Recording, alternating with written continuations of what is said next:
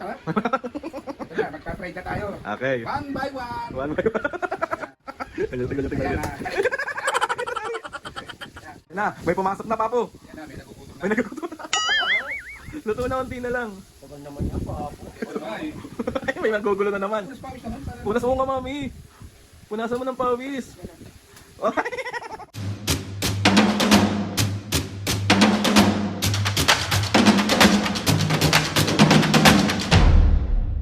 What's up mga kapisngin, for today's video? Another vlog na naman yung gagawin natin. So itong vlog na to mga kapisngin, marami ako nakikita sa comment section na more videos pa daw na nagluluto si Papo. So ayun na nga mga kapisngin, bali magluluto si Papo ng kanyang bestseller.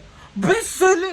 So mga kapisngin, pagluluto kami ni Papo ngayon ng aming paboritong pork steak. Di maglalaway. Si OA. Mga pisngi, at mag-comment dyan kung sino yung mga nakatikim na ng luto ni Papo kasi masarap talaga magluto si Papo lalo na kapag with love. Yung mararamdaman mo yung gigil at yung pang... Si OA. So ayun na nga mga pisngi, tawagin na natin si Papo para mag-start na siya magluto. So, let's go! So, ngayon na mga kapisge, magluluto ako, ipagluluto ko ang mag-ina ko ng pork steak. Kung paano magluto ng pork steak ako, Yes. style ko. So, nandito na ang mga baboy, nahiwa na siya. Nandito na yung sibuyas na puti. Puti! Tapos nandito yung kalamansi. Kalamansi po ang ilalagay ko, tsaka toyo. Una, i-ano ko muna, pakukuluan ko yan. Hanggang sa lumambot yung baboy. Yes! Mga pisngi, iba yung style ni Papo ng pagluluto ng pork steak. Basta kakaiba, napakatagal, tapos basta... Hindi naman na napakatagal kasi malinis akong mag-ano eh. Pag kumulo na yung ano na yan, yung baboy na yan, lalabas kasi yung dumi. Yes! So ayun mga pisngi, tignan natin step by step kung paano magluto si Papo ng pork steak. So ito, isasalansan na natin. Kailangan kasi yan nakasalansan. Hindi basa-basa, lagay na lang gano'n. So, para lahat siya kumukulo. Kailangan niya nakasalansan. Parang ano ba, building nakasalansan na gano'n. Di ba? Yes, tama, tama. Kailangan- Tingnan mo, pantay-pantay yung cut ng baboy na yan, mga kapisngi. Ayan. Kasi malaki, pag malaki ang hirap anuhin, ang hirap lutuin. So yung isang buong pork chop na yun, pag prito hindi ko pinuputol. Ngayon pag nagpo-pork steak ako, pinuputol ko. Conforme pag may bisita kami, hindi ko siya puputulin. Pagtsatsagaan ko talaga siyang... Yes. Yan, nakasalansan yan. Kailangan. Kasi para kumukulo yan, lumalabas yung dumi niya. So, yan. So, ito na, natataranta na si Papo. Hindi alam kung anong gagawin. Naka-vlog kasi. Kasi nasa camera tayo. Kailangan mapaliwanag ng maayos. Kailangan perfect. Perfect. Kita nyo. Nakasalansan yan. Yan. Tapos, ibubuhos na natin ang kalamansi. Yan. Sarap! Perfect. Kukunin natin ngayon ang magic toyo. Nasaan ang magic toyo? Nandito. Ang toyo, nawawala. Ayun. Ayun ang toyo. Ayun ang magic Yan. toyo. Yan, may toyo sa ulo mami nyo. Patay ka, Papo. May toyo tayo dito, Papo. Hindi mo Ayun. ginan. Oo nga pala. Diba? Pero ano Sige, yan na lang muna. kailangan kasi marami, kulang na yan eh. Kailangan mayroong separading doon. Kailangan kasi with love yung pagluluto. Yun naman talaga importante, dapat with love para... Sumarap. Yes! Perfect! Okay, sasalang na natin siya. Yes, salang na. Para kumulo na siya ng kumulo para lumambot na. By and by, yung step ko, papakita ko sa inyo. Yes! Okay? Okay, okay. So mga kapisgi, mga nalab kong mga kapisgi, nakasalang na tayo. Hintay lang natin kumulo. Pag kumulo na, ipapakita ko sa inyo yung technique ko kung paano walang masasabi. Kasi minsan, pag kumain ka sa mga turo-turo, meron siyang mga, yung parang, ano magtawag doon? Basta yun na yun. Parang sapal, gano'n. Yan, sapal. Meron siyang mga iwa-hiwalay na parang laman, pero hindi laman yung dumi yun. Kaya Oh. ayokong ipakain sa mag-ina ko yung may gano'n. Yes. Di ba? Love nga eh. Kailangan malinis. Mali. So, mga Paps, hintayin lang natin yan kakumulo tapos papakita ni Papu. Yes. Mga Paps, sa mga magtataka ulit at magtatanong, bakit ganito ang lutuan namin? Wala po kaming space para sa malaking kalan. Yes. And ito na po yung nakasanayan namin, more than 20 years na namin siyang gamit. Pero meron naman tayong ano. Meron kami kaso wala reserva. nga lang lagayan talaga. So pagpasensyahan nyo na. Yon. So wait na lang natin. So Ito na ang kasunod, babalik na rin natin yung mga nasa ibabaw kasi para magpantay siya ng luto. Para okay. yung pagkapit ng kalamansi tsaka toyo is pantay. Diba? Yan. Balik na rin. Oh, kapagsis ko po. Ang sarap. Kumukulo na siya, mga Paps. Babalik na rin na ng Puro Papu. na siya. Medyo bata yung baboy. Kaya masarap. Kaya masarap. Diba? Yan. Ano yun? Dumikit. Kailangan kasi yan pantay-pantay. Sabi sa inyo eh. Parang pantay-pantay sa pagmamahal. Oh. I-separate ka natin yung pinaka ano muna, yung pinakasabaw niya. Okay. Lalagay natin dito yung sabaw. Para susunod magpa-fried na ako. Yes. Half cook lang na fried para Basta- mawala lang yung ano. Basta, mga Paps, tingnan nyo kung paano siya magprito. Tingnan nyo siya paano siya magprito. Ayan. Ayan ang pork steak ng Papu. Yan. So, alisin ko ngayon to. Yan o. Hindi kasi katulad to ng baboy na adobo na pwedeng hindi na alisin dito, hindi na pwedeng kahit hindi na prito, pwede mo na siyang haluwalin. Ito kasi malalapad. Yes. Hindi, ganyan ka lang talaga mag pork steak. Ganyan ka lang. Yan ang style ko, anak eh. Yan nga yung style niya, Yan mga ang Paps. style ng Talagang tatanggalin niya lahat yan. At ipiprito niya yan. isa-isa. Isa-isa. Sandali lang naman, nak, hindi naman Oo fried nga. na ano. Walang kumbaga sa ano, kanya-kanyang diskarte. ng Yes. pagluluto yan. Pero masarap, mga Paps, sobrang. Mga Paps, comment down kung sino yung mga nakatikim na ng luto ni Papu. And i-rate nyo dyan kung masarap ba talaga, lalo na tong pork steak na to sa mga nakatikim na. So, ano ko yan, siyempre, alisin ko yung mga buto-buto. Ano yung vegetable oil mo? Yes, vegetable oil tayo. Ano yung gamit mo? Virginia Sunflower. Diba? Okay, go. Yan. Ito na, lalagyan na natin.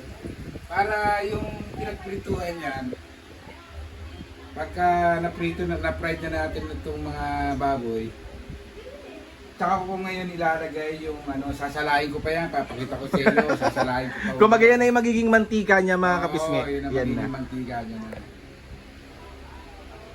Okay. Okay, papainitin lang natin ang ating mantika. Cover tayo kasi pok pok pok. Dala na ako dyan sa talsik na mantika. So magko-cover ka. Yes, magko-cover ako nito. Yeah. Para kada ano, lagay, ganyan. Yes. Ito na. Tarap. Ito na, magpa-fried na tayo. Okay. One by one. One by one. Ayan. Pero hindi naman siya kalang Pritong prita. ano siya, titigas. Yung ano lang, sa half cook lang siya na fried. Diba Yes. kasi yung dumasa sa kumukulong mantika. Pero naka-ready na yan. Ready na. Kaya paglalagyan natin, shot na kagad. So ayan, Talsik. kaya kailangan na may cover tayo. Paano ulit, Papu? Na parang sa mga pulis dapat may ganun tayo eh. Hindi, pero ito na yung technique ko na nakuha ko na. Kung paano hindi kasi talo ko ng talsik eh. Naranasan ko na yan, sakit. Kasi ang gagawin ni mami nyo, lagi ako lulukol, parang bigto sa inyo yung mga paso ko. Tignan nyo. Ayan Yan. na. Yan. So, yan, half cook lang yan. Half cook lang pero talsik na. So, yan. Okay. Next. Sorry. Aray ko. Lalo na pag pinagsabay-sabay mo ito, hindi mo mapabaliktad. Yes. Yan ang purpose doon. Hindi mo siya may babaliktad. Tsaka may kakaibang lasa na binibigay Papo kapag ganyan yung niluluto mo. Basta, iba yung lasa talaga mga kapisngi as in, sobra. Kasi diyan ko nilalagay yung ano ko, yung left tooth ko, yung anting-anting. Yes, paano? Piyo, ganun. Para tayong ano, yung mga Chinese chef na gagaling magtimpla. Wow, diba? ganun. Ito, natutunan ko lang to from my parents. Iyot. To my father, Gregorio Almario Opilac Jr. Yo. Yes, sa kanya ko natutunan. Mga kapisngi, deterred kasi si Papu. Deterred siya, deterred. Yan ang mga isa sa, kasi palang araw daw mag-asawa, kailangan marunong ako magluto. Yeah. Para mahalin ka ng biyanan mo, kailangan may alam ko sa Nagluluto. pagluluto. Ganun pala yun. Diba? Perfect. Saya sa mga technique para mahalin ng biyanan. So ayun mga pisngi, bali, tapos na, naprito na ni Papo isa-isa ang kanyang pork steak. So ang next natin, Papo. Ay, ano ko muna yung lutuin ka ng half cook lang yung sibuyas. Okay. Sibuyas na puti.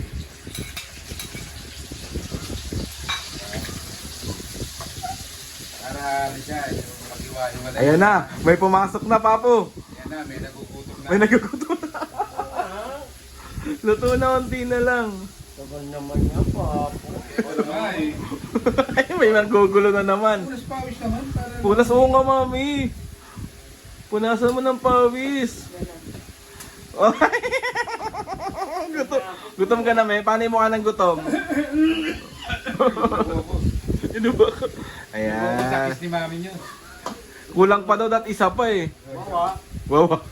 Para ano na? Para ganahan naman, mami. Sige na. Isa lang, mami. Oh. Naglalambing lang si Popo. Pinagluluto ka palagi, oh. Sige na, mi. Eh, sige, magbibilisan ko. Isang kiss pa. Oh, sige na. Diba? Me. Sige na. Naman, daya.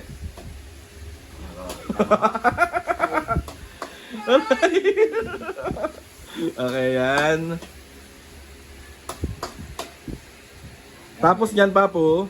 Alisin ko yan. Ano pa yan? Ihulog ko na, sasalain ko na yung sabaw niya. Okay. Step by step kailangan. Tagal naman yan. Yan, kailangan alisin mo na yan sibuyas para hindi siya Ma-overcook. ma-overcook. Magtinda na lang kaya tayong ulam dyan sa labas mo. Pwede din. Gusto mo ba? Oo. Ikaw ang kuka. Turo-turo. Ulam ni Mami Papu. Yun. So, ito ngayon, Okay, next. nakasala din yan. Yung masasalain niya yan, mga kabisngi. Tignan nyo. Oh. Kasi ano yan eh. Papakita ko rin sa inyo kung ano yung nasala ko pa. Ah, sige. Tingnan nyo. Meron pa siyang dumi. Di ba? Okay. So, yan. Wala natin ulit para maluto siya ng pantay-pantay. Di ba? Yan. Papantay-pantayin niya yan. Yan lang, naka-arrange siya. Diba? Ang cute magluto ni Papo. Ay papasandok, ay paluto. Luto. Yan. Tapos pag nasalansan mo na lahat, Pwede, ano na. papakuluin na lang. Papakuloy. Kailangan nakahiwa-hiwalay din siya kasi pag ano eh, para yung lasa niya. Diba? Yan. Diba? Yes, perfect. Para masabing nagluto ka rin lang, eh, pagbutihin mo na. Tama. Diba? Mga kapisngi, ito, nakasalansya na siya. Pakukuloyin siya natin ng konti para... Tapos pwede na kumain. Yes, tapos lalagay ko na yung sibuyas niya sa ibabaw. Yun, perfect. Paluto na tayo. Lalagay na natin yung mga sibuyas. Yun. Para matawag na pork steak. Steak. Diba? So, medyo papupuluan na lang yan ng konti. Tapos, maraming salamat sa inyo Yeah. sa for watching my video. Pagluluto ng pork steak. Yun, mga pisngi, konti na lang yan. Nagkaroon ako ng konting tips sa mga gustong subukan magluto ng ganon. Yes! Kaya sisiguraduhin ko sa inyong perfect! Perfect, mga pisngi. Tignan nyo naman. Kasalansan yan, yan. Yun! So mga kapisngi, bye-bye! Ayan na mga pisngi. Next episode ulit! So ayun mga pisngi, bali tapos na magluto si Papa ng aming paboritong pork steak ala Papu. And maraming comment down lang mga pisngi kung gusto niyo pa ng ganitong content with Papu naman, yung maraming lagi niyang pagluluto is i-vlog namin. So ayun mga pisngi, gusto ko magpasalamat kay Lord sa maraming blessing. Salamat sa mga ates and kuya. Salamat sa lahat ng mga kapisngi na sumusuporta. Maraming salamat po. O, Papo, ikaw na magsasabi. Please subscribe, ganun. Please subscribe my YouTube channel. And Nag-green pala. Natin. And click the button and click the button. Ano ba yun? Click the notification bell. Notification bell. Para lagi updated sa mga video. Update sa mga video natin. Yes, mga kapisngi, sa mga gustong mag-request ng mga kung ano-ano man dyan, challenge, prank, DM, prank, Okay na itong pagluluto. Naisaan nyo na ako eh. So, ayun na mga kapisngi. O, Papo, 1, 2, 3, go! Mga kapisngi, see you on our next vlog.